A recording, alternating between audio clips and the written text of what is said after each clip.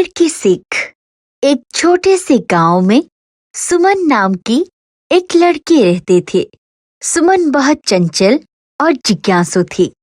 उसे अपनी दादी जी की कहानियां सुनना बहुत पसंद था। उसके दादी जी हमेशा उसे पेड़ों की महानता और उसकी देखभाल करने की सीख देते थे। एक दिन सुमन ने अपने दादी जी से पूछा, दादी जी, पेड़ हमारे लिए इतने महत्वपूर्ण क्यों होते हैं? दादी जी ने मुस्कुराते हुए कहा, बेटा, पेड़ हमें जीवन देता है।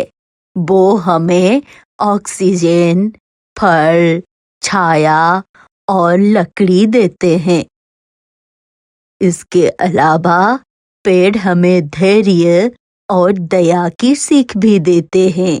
सुमन ने दादी जी की बातों को ध्यान से सुना। उसी शाम दादी जी ने सुमन को एक छोटे से पौधों का बीज दिया और कहा, सुमन, ये बीज तुम्हारी जिम्मेदारी है। इसे बियो, इसे पानी दो और इसकी देखभाल करो बेटी। सुमन ने बीज को अपने बगीचों में बो दिया और रोज उसे पानी देने लगी। धीरे धीरे बीज अंकुरित हुआ और एक नन्हा पौधा बन गया। सुमन ने पौधों के देखभाल में कई कसर नहीं छोड़ी। वो रोज पौधों से बातें करती और उसे बड़े प्यार से देखती।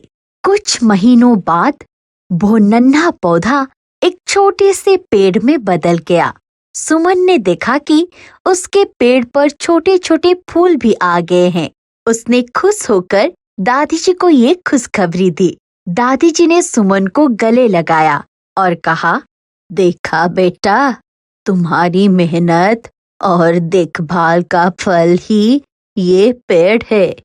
जैसे तुमने इस पेड़ को देखभाल की, वैसे ही हमें अपने जीवन में धैर्य और समर्पण रखना चाहिए। सुमन ने दादी जी की बातों को समझा। उसने जाना कि पेड़ की तरह हमें भी धैर्य, समर्पण और दया का महत्व समझना चाहिए। पेड़ की तरह हमें भी दूसरों की मदद करना चाहिए और जीवन को सुंदर बनाना चाहिए।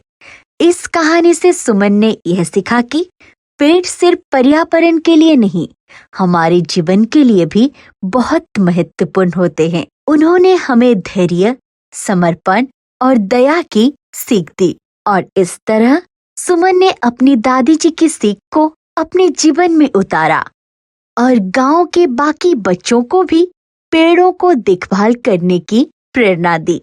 पेड़ों के सीख ने सुमन के जीवन को हमेशा के लिए बदल दिया।